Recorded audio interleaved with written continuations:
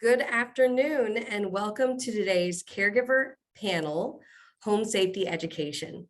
My name is Allegra Jaffe and I am a caregiver specialist with the Fairfax Area Agency on Aging.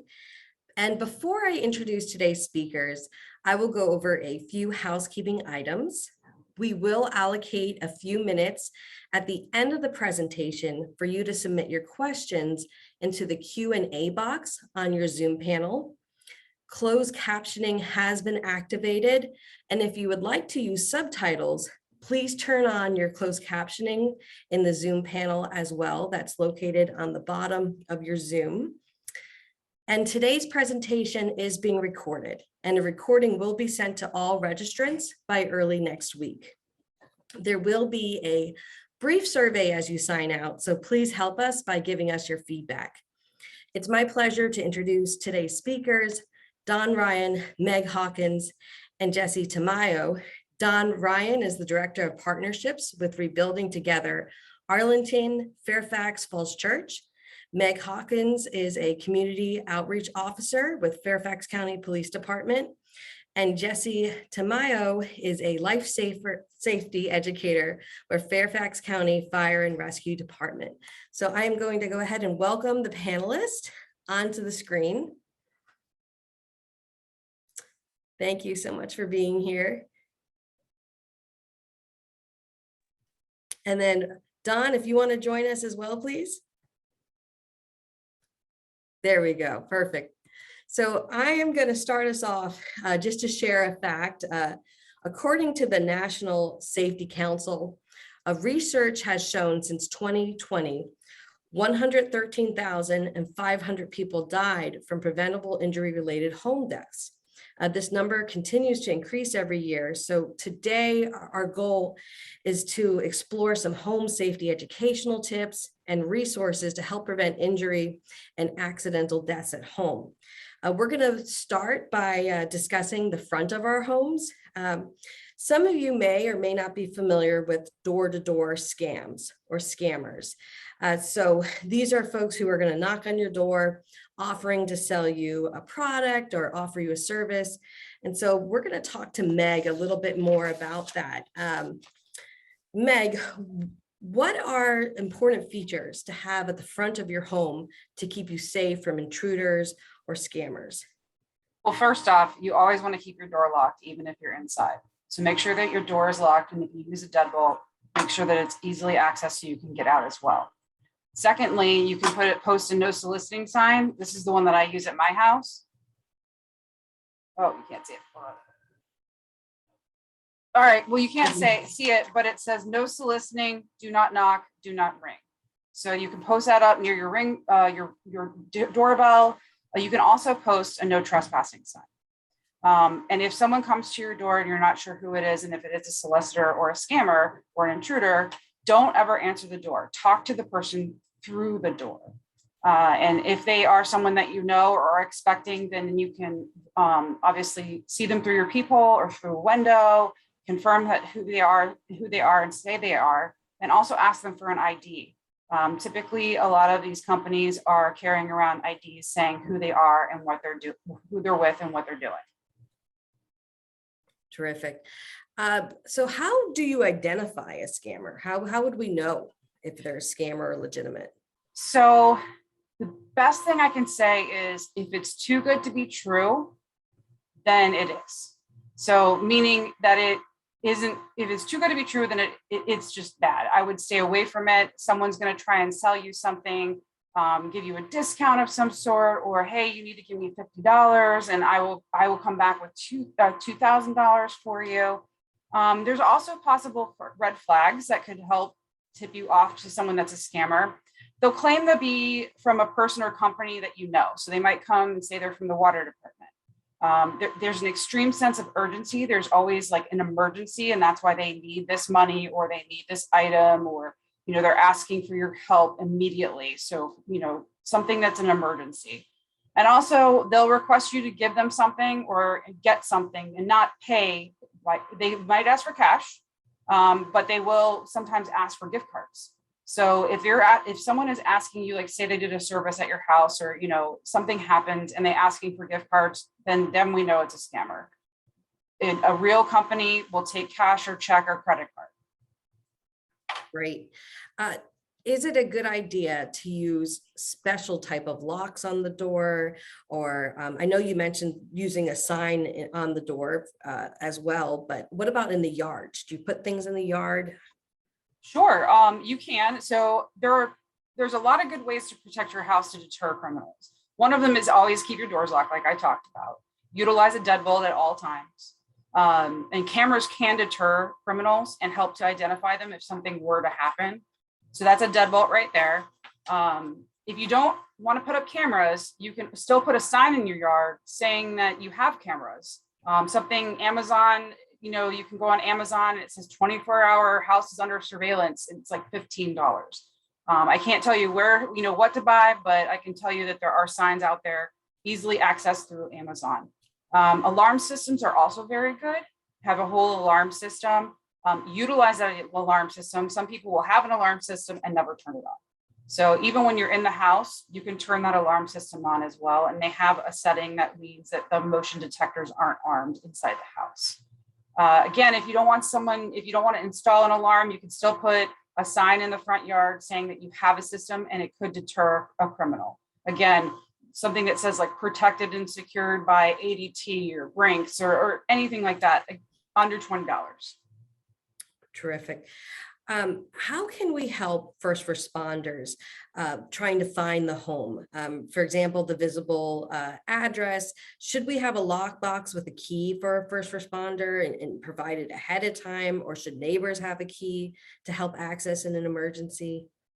So that's a choice you're going to have to make if you want to put a lockbox out there or give a key to your neighbors.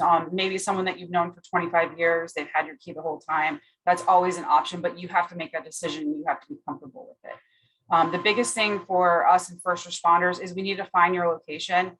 Yes, we utilize GPS, but sometimes we're stuck in between two houses or in between, two roads or something like that. And it's really not giving us the exact location. So you want to make sure your house number is visible and legible.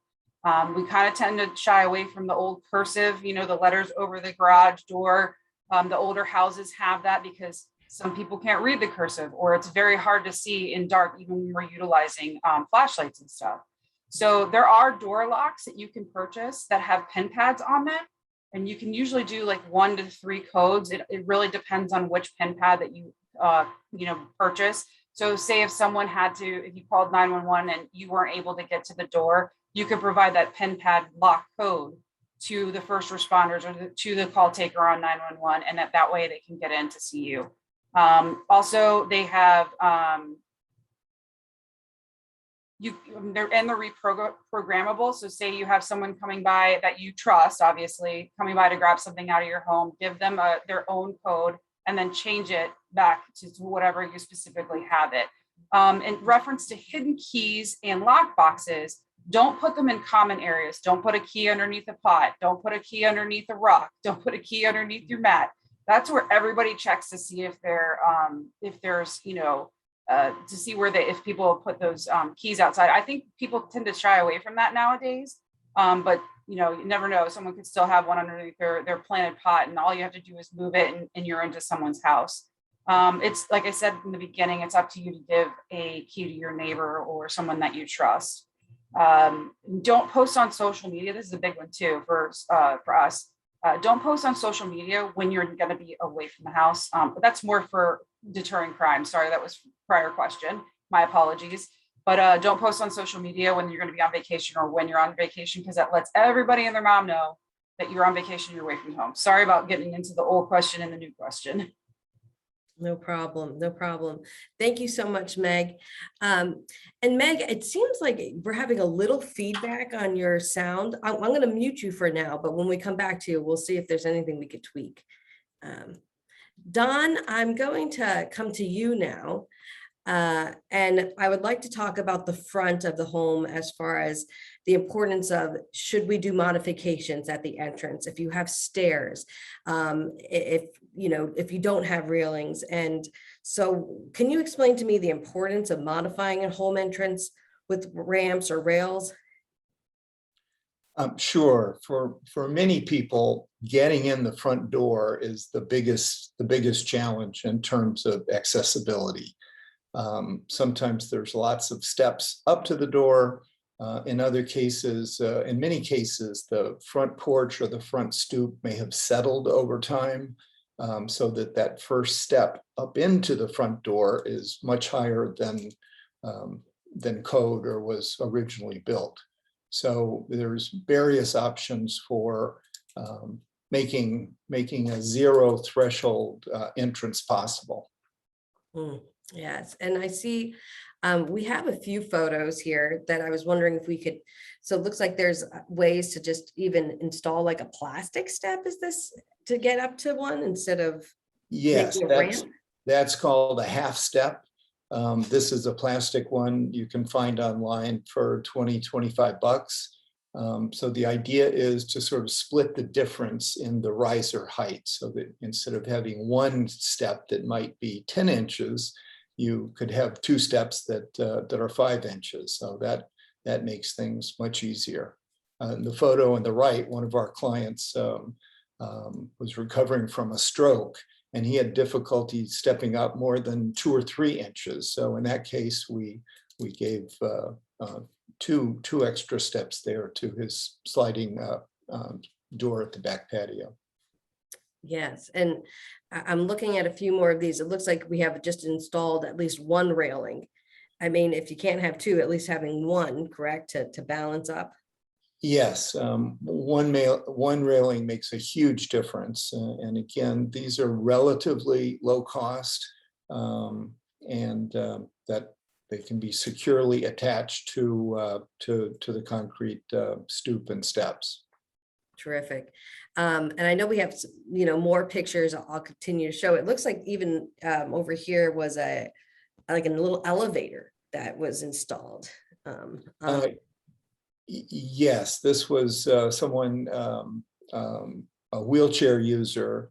And if you notice the elevation of the front door, I think it was something like 44 inches above the ground. So in order to build a wheelchair ramp there of acceptable slope, we basically would have had to go back and forth across the yard with pressure treated lumber.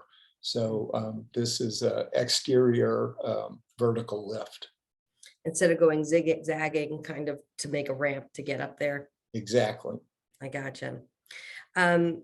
So how can we get help with these type of modifications, Don? Who can come to the home and do these? Well, first, let me put in a plug for Rebuilding Together. We're a nonprofit, and we make health and safety repairs and accessibility modifications at no charge for low-income homeowners. So currently the income cap is $63,000 for one person, or about $72,000 for a couple. So Rebuilding Together is an option, and but none of this is that complicated. Basically, a good handyman or a construction crew can build a ramp. It's important to not make the ramp too steep, the slope of the ramp too steep. And in fact, some homes, the geometry is such that it's impossible to build a ramp. There's not enough room for a ramp to cover the vertical rise. But this is a good example. It would have been difficult to go out the front door, but in this case, we went out the patio door, and it was an easy ride down. Yeah, so, and that makes sense too. If you do have a back door and like this, there's cement, you can modify to get in the back instead of the front. So that's terrific. When looking, Don, for a handyman, is there anything specific that someone should be looking for, like a license, for example, or how do you know not to just hire the kid next door, for example? Right. So I think you do want someone who's licensed and insured, and word of mouth, neighbors' recommendations, consumer checkbook or Angie's List. There's different online resources that provide some assurance, but with anything, it should be buyer beware, and it's good to get recent references. Absolutely, because just like we just spoke about with scammers with Meg who come to the door, I'm sure some of those scammers are saying, "Hi, I'm a handyman and I can fix your exterior of your house." And then they have access to get into the home possibly. They could also be, taking advantage of you financially. So I would say this is a tricky area just to verify who's coming over to do these home modifications. Would you agree? Absolutely, absolutely. There are many home improvement scams, and people who knock on your door to make roof repairs unsolicited. That should be a red flag. Mm-hmm. Or cut the trees. Meg, did you have something you wanted to jump in on? Don actually just stated what I was going to say. If someone's coming door to door to cut down trees, to work on your roof, to fix your driveway, to seal your driveway, then that's a red flag. Typically they're trying to scam you out of money. So, stay away from, those people that come to your door. Okay, thank you. So thank you very much, Don, for taking us around the home, at least for how we can modify here with entrances and exits. I'm going to bring us now inside the house. And when we go into our homes, everyone's house is different, and maybe you're in an apartment or a condo or a townhouse, etc. So when we do go inside, there could be a foyer, a hallway or a stairway, which if it's cluttered, can become a fall hazard. And according to the CDC, falls are the leading cause of death and non-fatal injuries for older adults. 1/4 of Americans age 65 and up falls each year. Every 11 seconds, an older adult is treated in the emergency room for a fall. And every 19 minutes, an older adult will pass away from a fall. So I want us to discuss some tips on fall prevention and how, rugs and storage and shoes that are can be collected in these, foyers. Maybe we could avoid that. And so, Jessie, would you like to give us some tips regarding fall prevention on clutter and rugs and storage that I'm speaking about? Yeah, definitely. So you want to always make sure that furniture is arranged so that there's a clear pathway of 3 feet. That seems kind of like a big number, like how much is that, right? So an easy way to measure that is simply taking the length from your shoulder to the tips of your fingers, and that is easily 3 feet. So measure all your pathways in that fashion. Also, regular cleaning and decluttering avoids hoarding. So it's important for family members, friends, neighbors to help with cleaning tasks. Home health aides can also help with this, and there's different programs within different counties, such as Fairfax County has Coordinated Services Planning and Human Services Resource Guide that have the resources or the reference to be able to direct people with that if that's necessary. For anyone who has family members on oxygen, it's so important to pay attention to that cord. Usually, if you're familiar with those, they're extremely long, and it's just so that the person is able to get around, but it also presents itself as a tripping hazard in these homes. So it's important to keep them neatly wrapped so that that person has more control of the length, and also it can move around freely and safely in their space. You could also request something shorter from the oxygen company if necessary. Another thing that can change the risk of a person's falls is wearing skid-free socks in the home, and also fitted and closed-toed shoes, right? We a lot of times don't think about the shoes or the socks that we're wearing, what we're wearing within our homes, within our home, excuse me. And it's so important to make sure that our feet are protected, and also that they are they're being used well, right? In this case where, sometimes we're rushing and doing things. So that's also important. I think I also want to note that it's important that to realize that once a person falls, they are even more likely to fall. So if you are someone, or if you are taking care of someone who has fallen before, realize that there's changes that already need to be made within that home in order to cover for that future need that's unfortunately going to happen. Thank you. Thank you so much, Jessie. And Dawn, and here's just another photo of, of things on the floor that maybe the books could be moved, the shoes could be moved.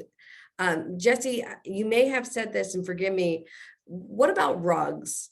You know, a lot of us use rugs for decoration or to pick up. Would it be good to put like stickies under the rug to keep it in place, or should we not use rugs? Do you have an opinion on that? Honestly, we don't recommend rugs just because, you know, you can try to protect it, but, you know, when you're wearing a certain type of shoe, I mean, you can't prevent those things from getting caught in your feet. So we just say to not have them if you don't have to have them. Of course, when you go to someone's house, when you're visiting and things like that, you can't control other people. But if you must, then go ahead, use the skid rubber placement that you can put under those to kind of keep them grounded as much as you can. Sometimes there's even special tape and tacks and stuff like that. But really, we don't recommend them per se. My grandpa has fallen over so many rugs, and these rugs are, you know, they just move with you sometimes. Yeah. So you got to be careful with rugs. Thank you, Jessie. Dawn, I want to talk about modifications for hallways when you have a walker, when you have a wheelchair. How can we, if you're already in a home that you, let's say, paid for, and you don't have enough space to get through with your mobility device, what can you do about that? A couple options. Many older homes have narrow doors, especially bathroom doors sometimes are 24 or even 21 inches wide, which is you just about have to squeeze through there if you're able-bodied. So widening doorways is one option. Another is in some cases it may work better to leave your walker behind at the bathroom door, and then if you have grab supports, secure grab bars inside the bathroom or handrails in a hallway, you could rely on those. Now, as far as widening a door, is that a big project? Is that very expensive to widen even like the hall or door? Like what does that look like? If we're talking about a doorway, it all depends on the doorway. If in many cases there's a light switch next to it, so if you have to move electrical, that's a complicating factor. In other cases, there may be heating vents right interfering with the construction. So simply widening the door is a pretty simple carpentry exercise if you're not running into those other systems. Okay. And would this again be something where we'd have to find a contractor? Yeah, we're definitely talking a contractor with basic carpentry skills. And of course, once you get into that, then there may need to be painting, a little drywall repair, painting at the end. So it typically involves a number of different tasks. Okay. Thank you. Let me just add, if you only need 1.5 inches or 2 inches, there's something called a swing clear hinge, basically a door hinge that's double hinge that allows the whole hinge unit to slip back. So that is a very easy fix to buy you 1.5 inches. Oh, very good to know. And I also, just thought about this too, with walkers, you could, sometimes it's just about moving the wheel from outside to in. Some of these walkers, you can change where the wheels are. So if they're on the outside, you're taking up more space. So just adjusting the walker may help getting through some doors. Would you agree? Absolutely. Yep. That's worked for a couple of our clients, and it was very easy to reverse the wheels as you described. Yes, yes. Don, I want to talk about stairs. Um, so if you are in a second story home, and maybe are, afraid of the stairs, or you're at a point where you are using a walker, or you're in a wheelchair, how can we transfer up and down stairs with modifications? Well, stair rails are a must, and code requires one stair rail. We get tremendous feedback from our clients. We often put in double stair rails, so it makes such a difference. Some people are, stronger on one side than the other. So having double stair rails makes a huge difference. It's also important, if you have the option to installing stair rails, to have something that's grippable. In some cases, a 4-inch wide stair rail may look architecturally beautiful, but it's very difficult to grip. So here's one of our clients, and we use 1.5 wide stair railing. So you added that two in, and I want to go back to these other photos. And these, when you look at a stair, we have objects on the stairs. There's some storage going on down the stairs. Do you have any suggestions when we see this in a home? First, get rid of the clutter on the stairs, but second, especially in the photo on the left, that is very dark. So it would be a big improvement. Brighter lighting is an important and usually relatively low-cost safety improvement in many, many, many older homes. So better lighting, cleaning up the store, whatever's being stored here, which again, this could be a tripping hazard, because if you hit some of these objects, you could go down with them too. So, and then I saw this too, Don, glow in the dark strips. Yes, or even just contrast stair edge strips, especially for someone with any visual limitations. That just helps your foot find the step. Okay, that makes sense. And then I have some photos here of the stair lifts.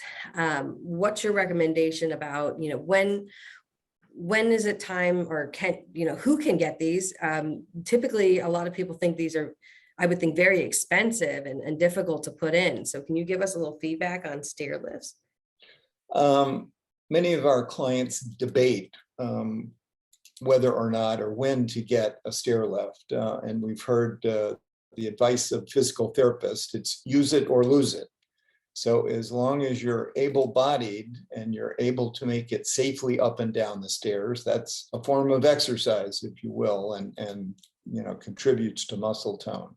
But when it starts to get scary and when you're at risk of falls, a stair lift can literally be life-changing for someone who's otherwise has great difficulty. We have some clients who crawl up and down their stairs.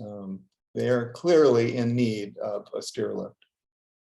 And what's the price ranges? Is this something that Rebuilding Together also offers?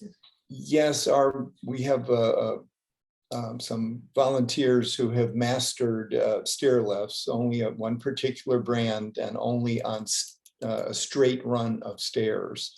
But we get stair lifts donated to us, and the guy on the left, Lou Wood, is the leader of our team, and he overhauls those units and cuts the rails to the right height. So we install those for free for homeowners who qualify.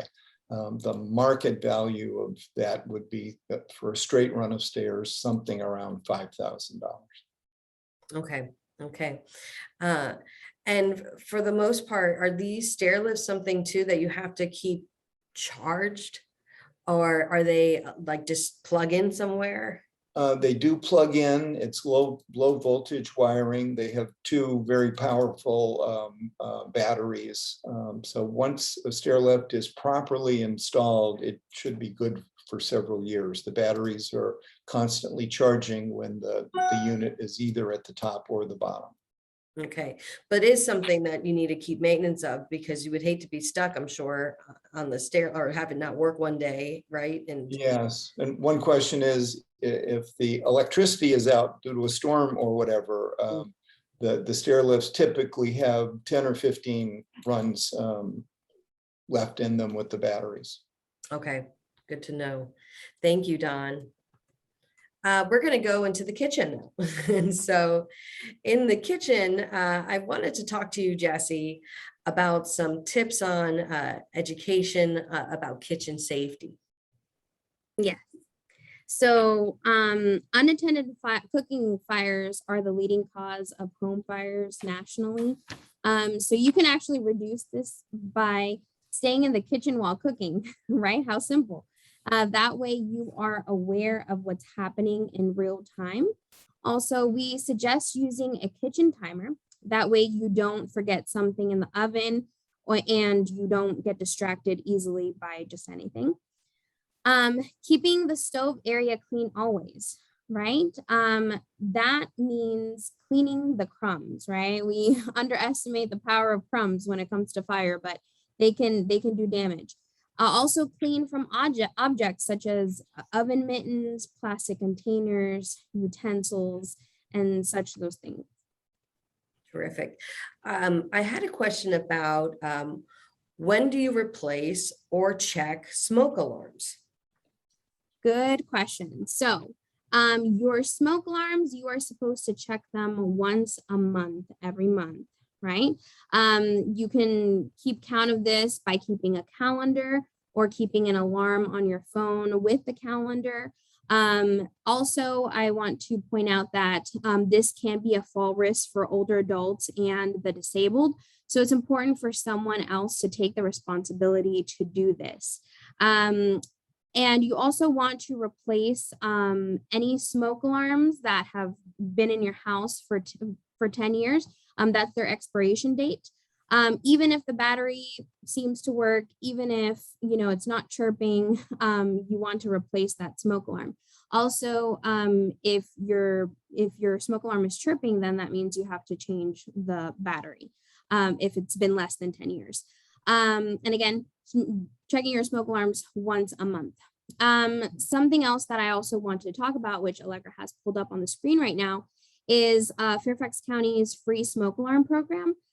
This is a free program where you submit either a form online or you call our office line, which is right there, Community Risk Reduction, or you call your local fire station and they will come and install them for you. So what this form asks for is your address, your name, what time you'll be home so that they can come and do this, how many you'll need. FYI, just in case if nobody is aware, but smoke alarms have to be placed in every level of the home, inside and outside of every sleeping area. Not every room, every sleeping area. So if you don't have that, or if you know someone who doesn't have the correct number of smoke alarms in their homes, then this is a perfect program for them. Jessie, and this is a side question too. Speaking of having a smoke alarm in the bedroom, is this at night when you're sleeping, should you always have the door closed in case of a fire so that you're protected from that fire coming into the room? Yes. So the door of your bedroom actually is a barrier between you and the fire. If you leave that door open, or as soon as you actually open that door during a fire, what's going to happen is that the oxygen is going to flow in and it's just going to feed that fire. So just to be conscious of those things if you ever have to face that. But always sleep with your doors closed. Again, it is a barrier and it will protect you. If you are stuck inside your home, you will not want to open the door, but you'll actually want to wait by the window because the firefighters will come looking around the house and make sure that nobody's by the window waiting for them. Should you put, if you are able to, a towel or clothing at the bottom of the door? Did you mention that? Or Yes, so you can put something like either a towel, a bed sheet, something to cover so that that smoke is not coming in. It's helpful to, like, again, help that barrier from coming into the room.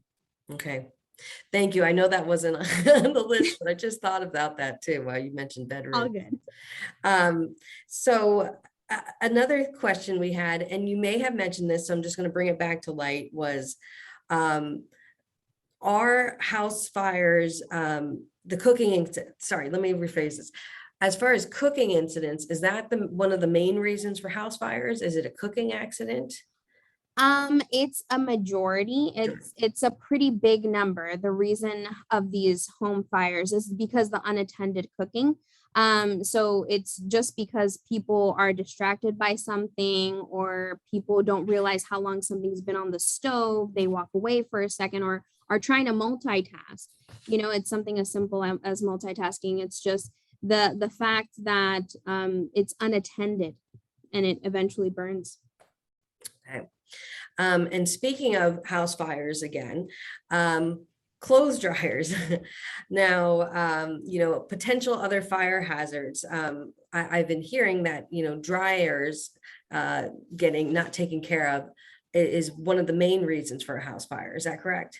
Yes. So that is a pretty big reason, especially in older adults, because we forget a lot of times that, whether it's leaving the dryer on while we go run an errand or when nobody is home, or it's just because that we let that lint build up in the back, or we just aren't aware of what is the caretaking need of a dryer. So it's really important to have someone, especially a professional, thoroughly clean the vent, and also to clean the lint trap, but also behind that lint trap, that we sometimes forget that lint's still back there. So try to reach it if we can. So what type of professional would that be? Like who could that be? Well,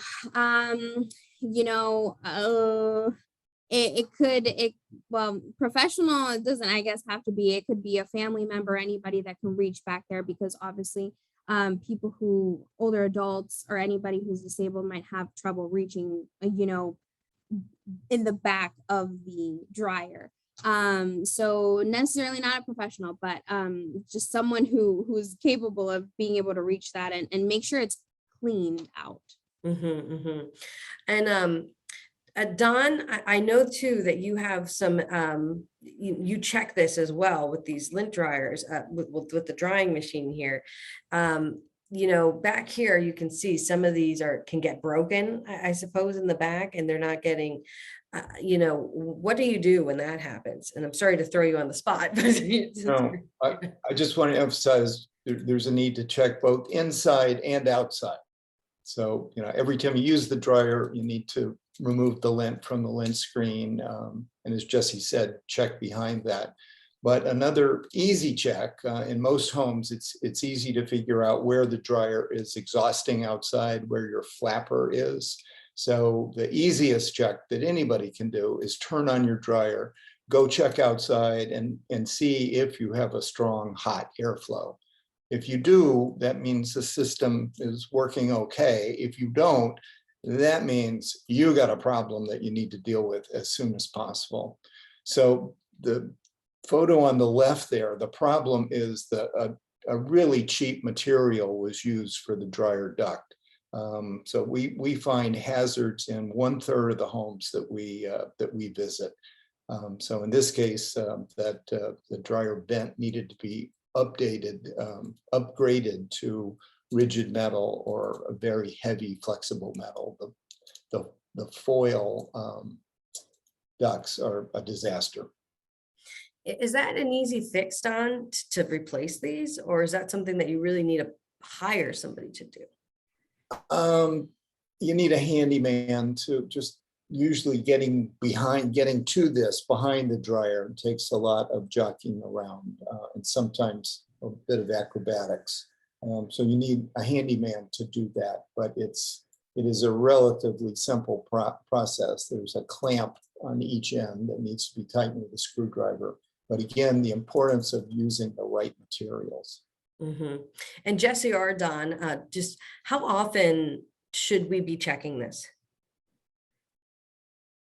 Like, how often should we check the to see with the lint, other than just pulling the, the typical flap out from the big front? Dawn, do you want to respond to that one? So remove the lint, in the screen, absolutely every time you use the dryer. That's just second nature. And I would check, once every 6 months to see if your flapper is flapping outside. If it is, that means your dryer is working okay. So it's probably unlikely to clog up. It depends on the length of the run and how many turns. But if you check it and you don't have strong airflow, that is a red flag. You need to jump on that. Okay, thank you so much. Thank you both. We're gonna go into the bathrooms. And so here in the bathroom, Don, I'm not sure, as far as bathrooms, there's water involved in bathrooms. Some tubs obviously can be slippery. And it's said to believe that falls can happen pretty often in a bathroom because of these different variables. What can you recommend as far as some modifications in the bathroom for, a safer accessibility here? So grab bars are number one, and we have two good examples there. In the right-hand photo, the vertical grab bar gives you stability as you're stepping over the lip of the tub into the tub, and then a horizontal grab bar on the left. So grab bars add a lot of safety, and our mantra is don't wait for a fall in order to put in grab bars.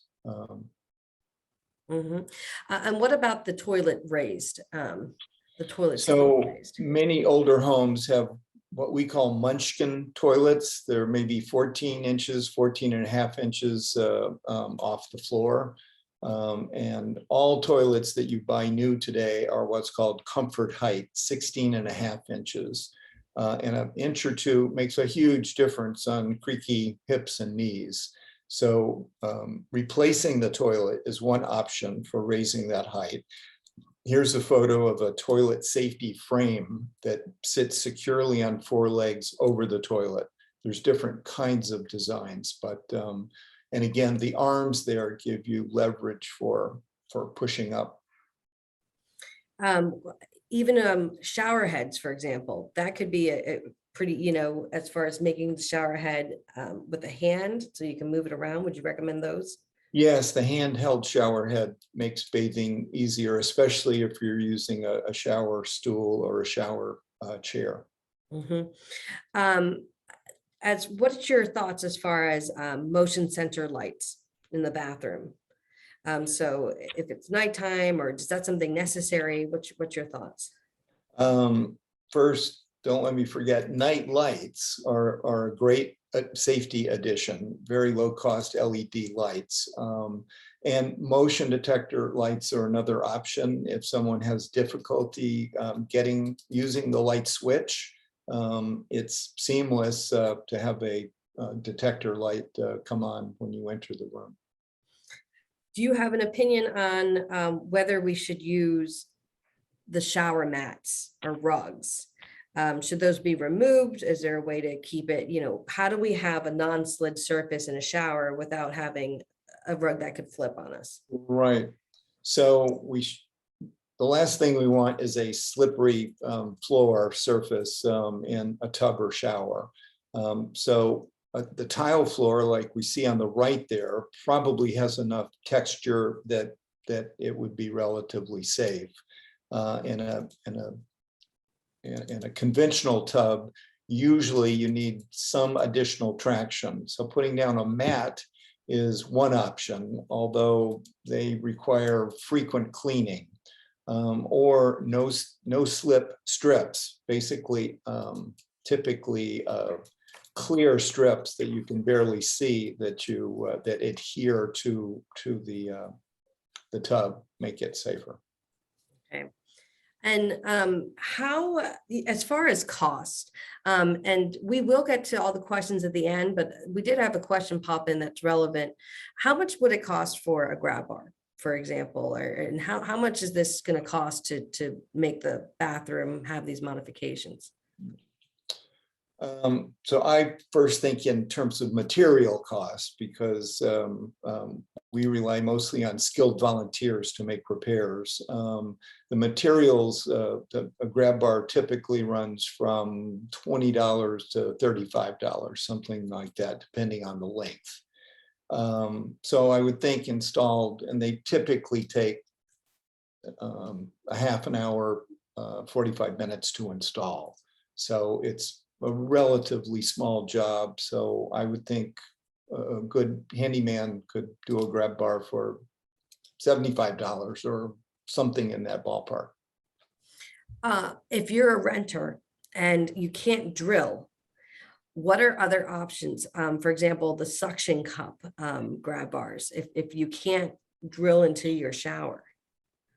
We strongly discourage relying on a suction cup grab bar. They're just not reliable. So one thing would be to consult your landlord. It might be viewed as, you know, a generic improvement to have grab bars, or certainly something that the landlord wouldn't object to. But any modification to a property by a tenant needs to be cleared first with the landlord. This grab bar here in this photo that goes over the ledge. Now that's not screwed in, but it looks like it's, you know, I don't like pushed in somehow. Could this be another option if you can't screw into a wall as something like a grab bar? That is an option. It's got a clamp that fits over the tub, and as you said, it's got a big knob that tightens it down. Those are not as secure as a grab bar properly fastened, but they would provide some stability. Okay. And I think from there, and we're going to come back. I know we have questions on everything we spoke about, so we're going to get through this and then get to our questions in just a few moments. But let's talk about our bedroom safety. Thank you very much, Don, for that. For the bedroom, and Don, actually, I'm going to come right back to you right now. No, I'm not. I'm going to Jessie. Sorry about that. Jessie, for the bedroom, do you have any safety tips, again, regarding like clutter? And I know we kind of we're sinking this in. We got to be very careful with clutter. We spoke about the rugs, and rugs are very popular for bedrooms. But what about just having like a phone nearby? And what are some safety tips we should have in the bedroom? Yeah, so as we had mentioned, like we said before, like keeping areas clean, clutter free. Something that helps is also having a medical alert system, usually a safety alert necklace or bracelet of some kind. Also, again, having the smoke alarm inside and outside of every sleeping room or sleeping area, excuse me. Have a prepared and practice escape plan. So what that is a home fire drill. And we will talk a little bit more about that in a different question, but having that is truly essential. You don't want to wait to have one for your safety, right? Also having your phone, a flashlight is also recommended, or having a whistle by your bed just in case if you live with someone. Those kinds of things can help, especially because, you know, sometimes with this weather is unpredictable. And so we don't know if we're going to lose power or what's going to happen sometimes. So it's always just good to have those things by our bed and be prepared in case if we have to, you know, leave from our room in the middle of the night. And Jessie, I know this is like a very hip bedroom that we're looking at, but you see there's, you know, vases on the floor and there's baskets. And so would you recommend to probably move these around? Oh, definitely, Yeah. for sure. I mean, definitely like that glass vase, I would not have it on the floor because if you bumped into it, it's gonna break. That rug, I would take it away. These baskets on the edge of the bed, I would move them against the wall. So just keeping that area around your bed clear. If you can put things against the walls, it'll be much easier to have an open space that way. And again, that glass, like just little things we don't even think about. And again, we bring up the rugs again. Yes, yes. And I know like laundry, for example, is, it's, everyone, might throw their laundry, but maybe even that too needs to have a spot and a space so you don't fall. Yeah, oh, and definitely. And if these are families that are living together with an older person, making sure that the kids' toys, the dog toys, all these things that can easily accumulate over time are kind of set apart, have their own place. It's so important to keep all these things organized, not just within your bedroom, but also outside of your bedroom. That way, it's so much easier to leave through your exits given in any emergency, whether that be fire or a medical emergency. Absolutely. Thank you. Meg, regarding burglaries, if you do believe there's an intruder coming into the home and you're in bed, what should we do in these type of situations? One of the things to do first off is stay quiet. Another thing, the first thing I would do on top of staying quiet is call 911, and you can also text 911. So that is a new feature from a couple of years ago. So you can text them and provide all the information. So that way you stay quiet and the person doesn't hear you. The call taker is going to ask you for numerous kinds of information. So just provide them all the information that you can. Obviously, they're going to ask you where you live, your name, the phone number that you're calling from. Advise them if you have a spare key hidden somewhere, like we talked about before, or if there's a code to get into your house, if the officers can enter your house and check the house for safety. Advise if you have a weapon on your person or in the house.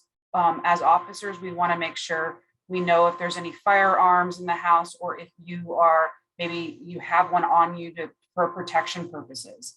If you can leave the house. That's also a good option. You can try and escape. I wouldn't be jumping out of a second story window, first, but you can also utilize furniture or a chair to put up against that door. Unfortunately, the interior doors are not made like the front doors. So someone can really kick through that or break through that pretty quickly. So maybe you put your dresser and you can move it in front of the door, or you take a chair and lodge it up underneath the doorknob. So you're basically barricading yourself in the room. You can hide in a closet, go to the bathroom, somewhere that you can also, hiding is good as well. Okay. Thank you very much for those tips. We're going to look into living room space. And again, we're clutter. We can I think living rooms can be that spot where, we have rugs again, these rugs, we have different things in the living room. So Don, what's your thoughts on if the cords are exposed, or, clearing space to move around to make the living room more safe as well? Well, it helps to look at your living space with a sharp. Nope. Don, I'm so sorry. You got muted for a moment there. I apologize. Oh, my bad. It helps to take a hard look for tripping hazards. So any kind of wires or cables, cable TV or computer wires or what. One other thing would be door thresholds. As flooring changes between rooms, sometimes you might have 3/4 of an inch threshold, which is a tripping hazard just because your flooring guy was lazy. So just look with a very sharp eye at how to avoid tripping hazards. Thank you very much. And Jessie, we're going to go back to this escape plan and emergency preparedness that we spoke about. can you share with us, what are the steps to make an escape plan, and how can we be prepared for these home emergencies? Yes. Before we get into that for a second, I want to kind of bounce off of Dawn. Make sure that any exposed extension cords are not covered by rugs or anything like that. We already talked about not having rugs, but don't have them covered by rugs because it can start a fire. So that's key. Now, escape planning. And Jessie, real quick, a quick question. What if you're carpeted and you have carpet? And is that a problem, having an extension, like lying on carpet? Lying on carpet is not a problem. It only becomes a tripping hazard then, which obviously you would want to avoid in that case. Having it lined against the wall, having things, a little bit closer to maybe the plug. But if you are using an extension cord for whatever reason, and you think you can cover it by a mat or a rug, it can cause a fire. So we definitely don't want older adults doing that. That tends to happen too. So I'll let you get back to this. no worries. So escape planning and emergency preparedness. It's important to have an escape plan because, of course, if a fire breaks out in your home or you have a medical emergency, you want to be prepared. There's nothing worse than, living through the emergency and not even close to being prepared. So we want to try to avoid those things. Nowadays, you have about 2 minutes to get out of your home if a fire breaks out. And that's just because of all the synthetic material that things are made of nowadays. Before, things used to be made out of cotton, and it used to take a little bit longer for those things to burn. But nowadays, it's not the same story. Now we have around 2 minutes. So, and that's give or take. That's, just depending on each situation. So what the first thing that you want to do is draw a layout of your home. If you live in a home that has multiple levels, you'll want to draw out layouts of those as well. And so as you draw out that layout, if you can see in the corner of this picture of the escape planning, you'll want to also see what are the possible escape routes. So obviously, the first things that we think of, the 2 exits, right, are windows and doors. So before anything, you have to make sure that those can open up easily and that they don't get jammed. Again, reason why clutter shouldn't be something that you have in your home. So you'll have to have 2 escape routes out of each room in your home, right? And then after that, you'll want to pick a meeting place. So this is particularly something or somewhere that doesn't change easily. So for example, this could be your neighbor's house, or this can be a tree. You want to make sure it's not something like your car. That's not a good idea, because if the car, you have an accident or something, it's not there anymore. So you want to make sure it's something that's constantly or consistently there.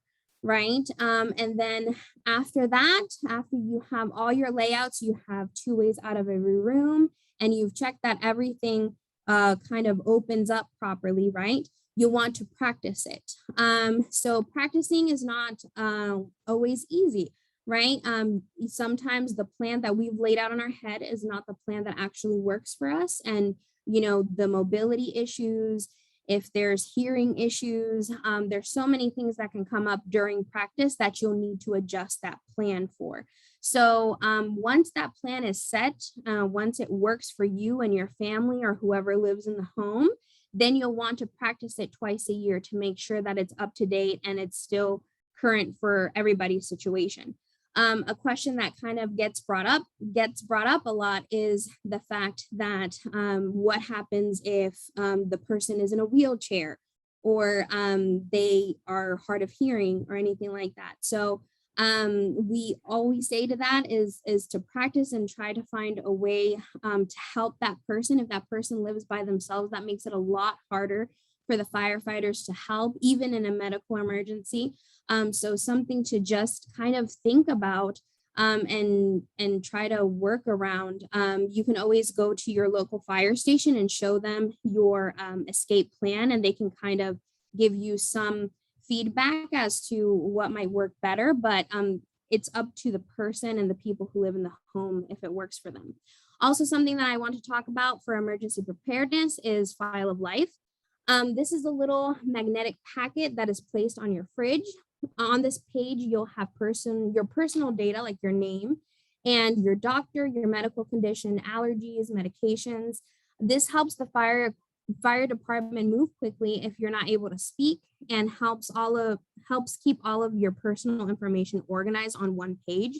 There is a smaller version that you guys see here that you can put in your wallet or purse. This is particularly created for one person, so no two people can share this because it has information for that specific person. So if multiples are needed, then multiples are needed. But each person would have this. Firefighters are trained to go to the fridge and look for this at the top corner of the fridge. Also, again, checking smoke alarms monthly, and then you can have a prepared to go bag, right? Something as simple as going to the hospital for whatever reason, you'll want to have a to go bag, especially now with just all the changes that there is in healthcare and the wait times and stuff. You want to include things like clothes, medication, list of medications, water, first aid kit. That's just a few to name. And then you'll want to review that bag quarterly and change whatever is necessary in there according to the season and the time.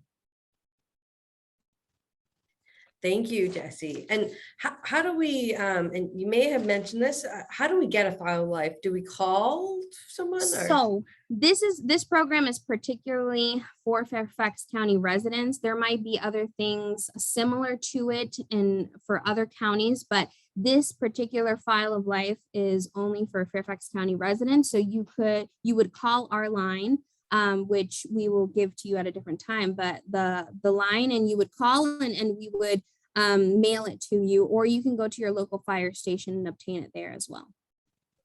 Terrific, thank you. Yeah. And so I want to go back to Meg, and after this, we're going to be going to our Q&A. So we're getting towards that part next. But Meg, as far as, again, keeping the house safe, let's say as a caregiver's perspective, you might have a loved one who you care for who's living independently or alone, not living with you. What should you do if you feel their house is unsafe?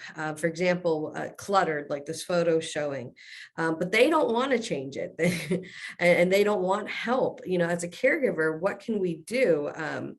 Could you call the police? Could you call, APS? What should you do in these situations? There's numerous organizations that you can contact, and the primary one in situations involving hoarding or clutter or unsafe habitat, houses or residents, is code enforcement.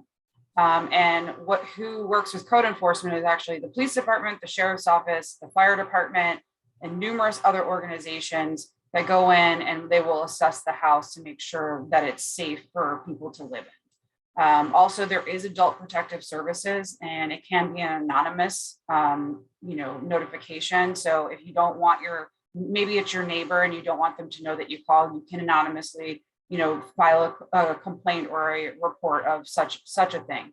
The biggest thing I want people to really understand is so you have an individual, it could be your mom, it could be your grandma, could be your next door neighbor, Frank. But if they're living unsafe, it's your duty to call and make sure that someone comes over and checks out their house. Because if you don't and something happens, you're going to feel extremely bad. And it's not, it's not the whole, like you're not snitching on them. What you're doing is possibly saving their life or saving them from injury. And like I said, contact code enforcement, APS, which is Adult Protective Services. Also for mental health, the Community Services Board that we have, CSB, and animal control when it involves animals. So when there's a hoarding situation where there might be 15 animals and like cats in a house, then that would be animal control would be the person that I would call. When it involves the animal control, when it involves animals and you smell urine, typically it's not safe to enter the house. So if it's something that's overpowering or you can smell it from outside the house, you definitely want to give animal control a call, because that They need to call in, the fire department, and they have to wear masks and all sorts of stuff so that they can breathe appropriately. So just remember, if that person's living in that, they're inhaling all that, bacteria, dirt, all that stuff. And they're like, the human is not supposed to be breathing that in. Again, with the hoarding, like I said, code enforcement, but just remember, clutter, trash, books, you're going to see a lot of clutter. Like people collect, they're collectors. That's unfortunately what hoarders say they are. They're collectors.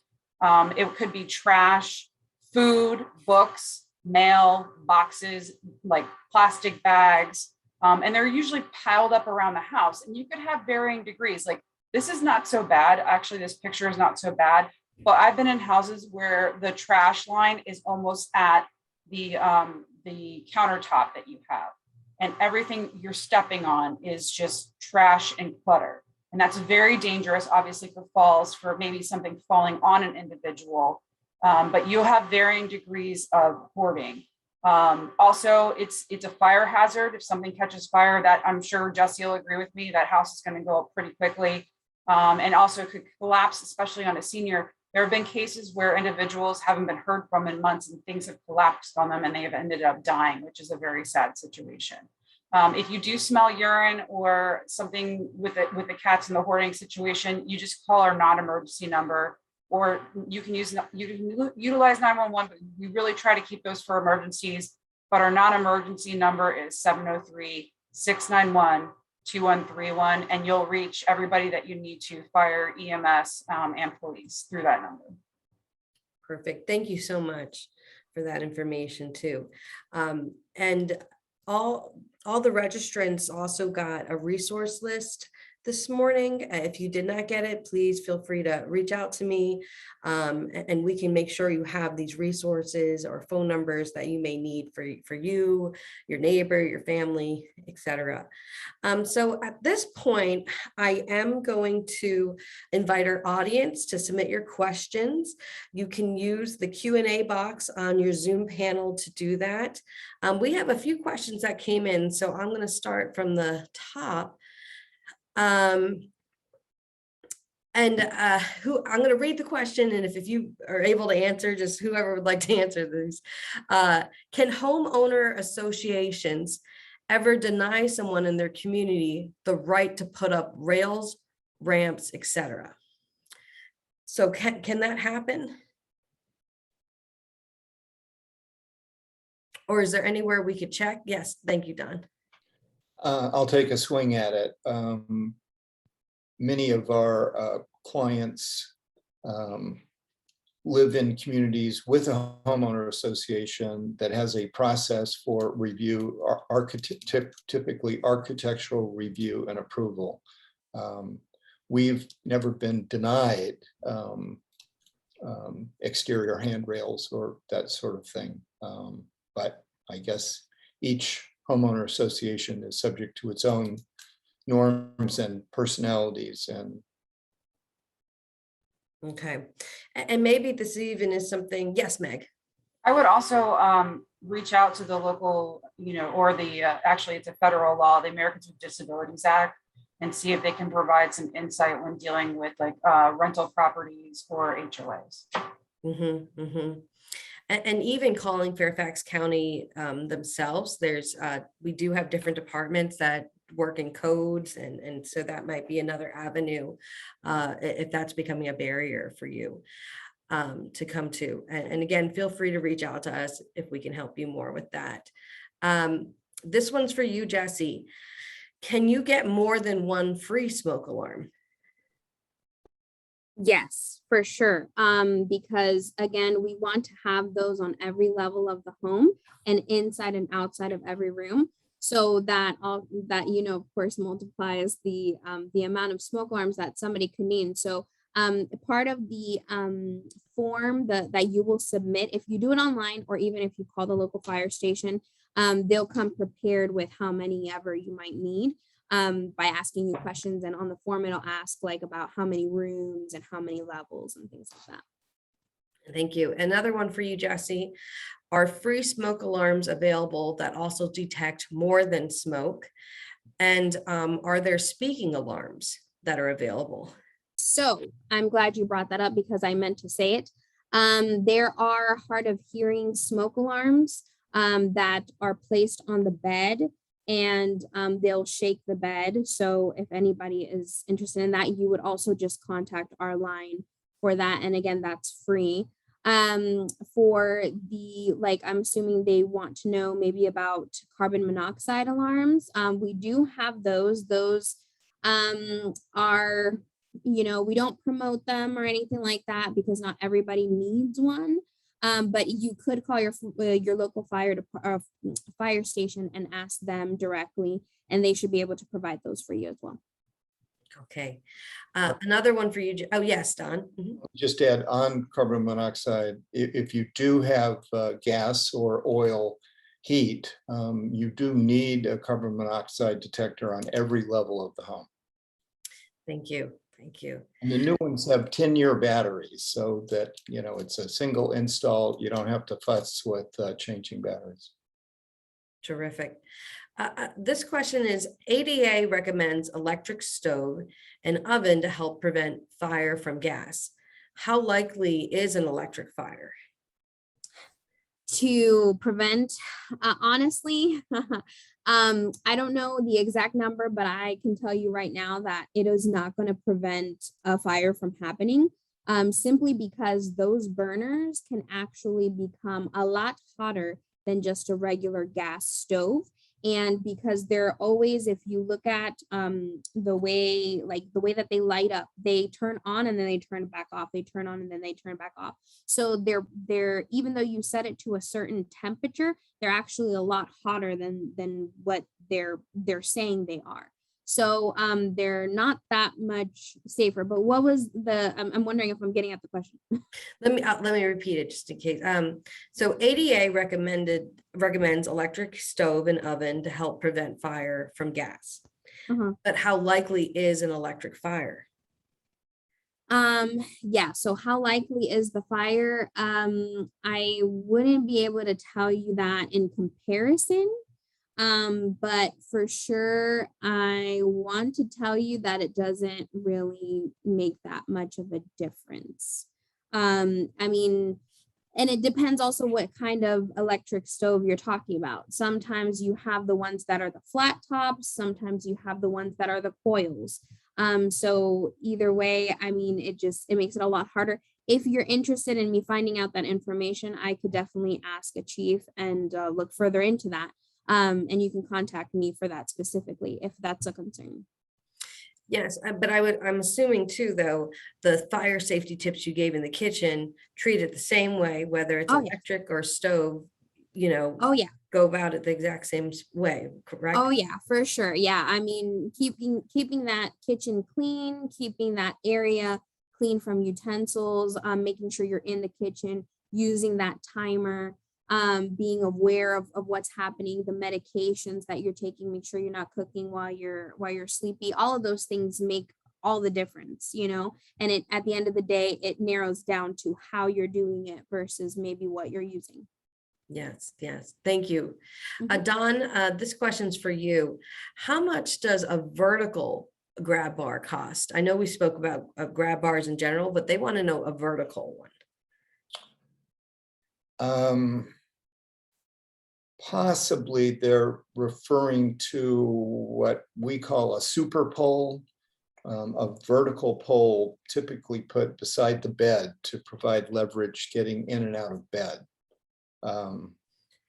So other grab bars, whether they're installed on a wall horizontally or vertically, there wouldn't be a cost difference there. But that super pole cost, I think, $75 to $100, and it's installed between the floor and the ceiling. It's Okay. Now this question came in when we were in the bathroom. So just in case it was just for the bathroom, you know, should there not, the cost for a grab bar vertically in the bathroom should cost the same as horizontal? Are you just flipping it, or maybe it's just longer to pull into?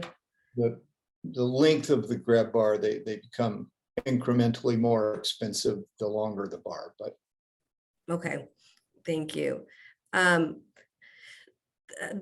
a dishwasher drain system can be plugged up. Jessie, I don't know, Jessie or Don possibly. How can it be solved? How can you solve when the dishwasher drains get plugged up? You're going to need a real plumber for that one. And it may well, two issues. One may be a clog in the dishwasher itself. They're supposed to be serviced every few months.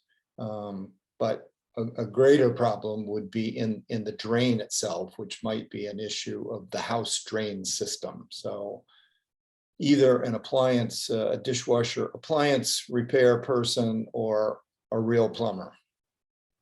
Okay, okay. This might be for you, Jessie. As far as we have a comment, there are many poor medical alert plans. Which do you recommend? And I don't know if you can recommend because they're private companies, or if somebody could reach out to you directly privately about this. Unfortunately, we can't recommend one.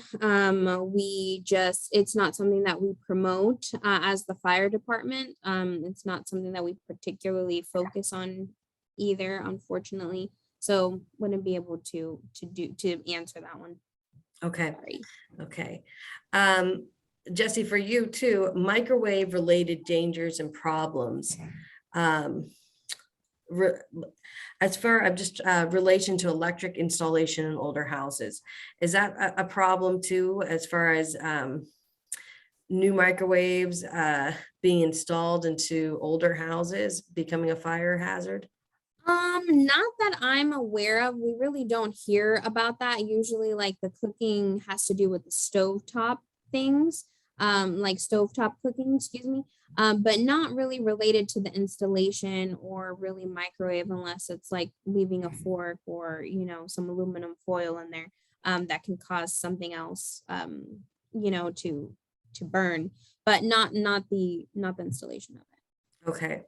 And we did have for you, Don, the attendee clarified they're asking for like a price range on the vertical bar that's attached to the rim of the tub. Oh, I see. I think that kind of a clamp, a tub clamp grab bar, I'm going to guess costs $35, $40, something in that ballpark. Okay.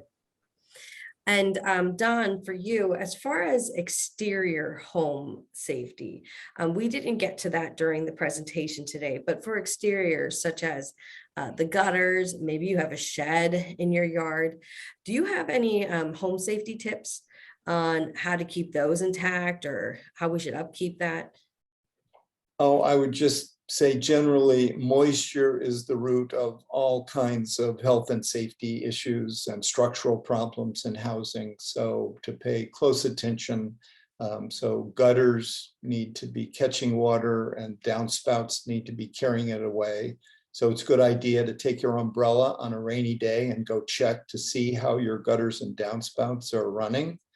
Also check whether water is puddling around the foundation. Our homes, our yards are supposed to slope away from the foundation. So looking for those kinds of signs of moisture problem would be, is easy to do. Okay. How about if you have a sidewalk leading up to the house? Is there anything that we should be doing to maintain a sidewalk specifically, whether, if it's gravel or different type of textures? Is there any way to make that modified? Or again, I think we're looking for tripping hazards. So depending on what the material is and what its condition is, it might be in good shape or a very easy fix or a very expensive fix. Okay. Thank you. And we're at 3:20. If anyone else has any questions, please feel free. Oh, here we go. We have another one here too. Advice for encouraging elders resistant to taking much money needed safety measures. So advice for encouraging elders resistant to taking much needed. Okay. So is there any advice about how we can, help older adults take these safety measures? How can we not convince them, but encourage them to do this, who might be resistant? One angle is to talk about universal design standards. New homes today are designed for everyone. So tub enclosures have handy places to grab and secure yourself. So grab bars are not just some province of the frail elderly.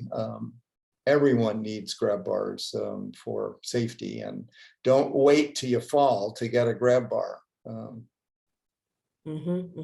So almost in the sense of making it that this is not to be ageist. This is nothing to do with the fact that you're old.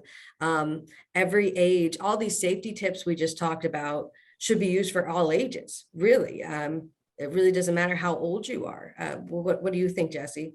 I see. Yeah, I definitely say that in all of my presentations. This is not about age. This is not about life experience. This is literally about, safety, human safety, and just having the power to, I'm a true believer in the tone of voice. I'm a true believer in the words that you use.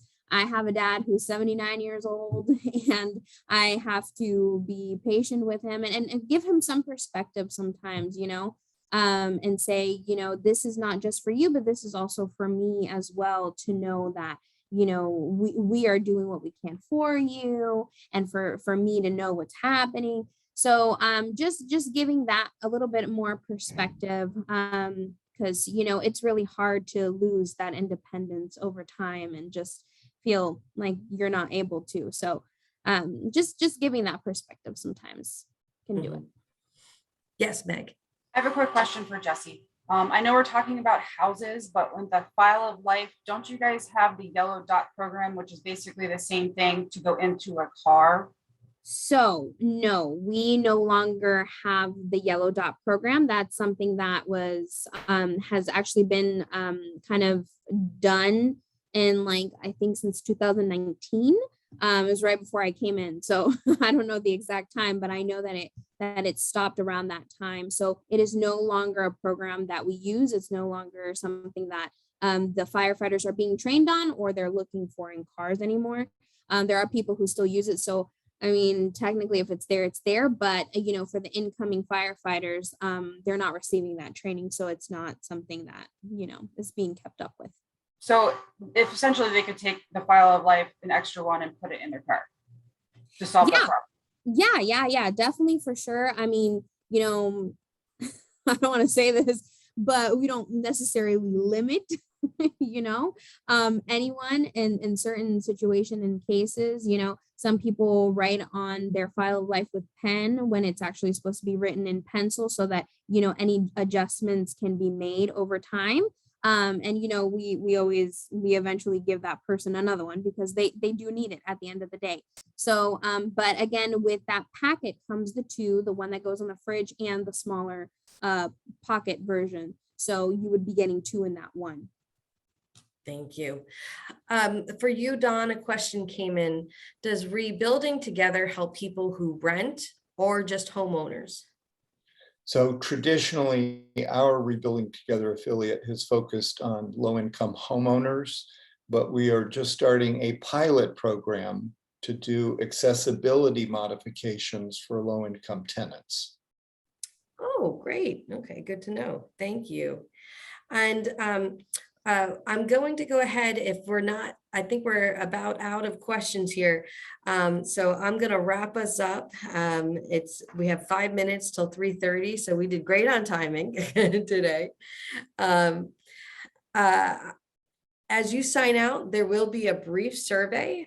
So please take a moment and answer those questions so that we can provide topics that you are interested in.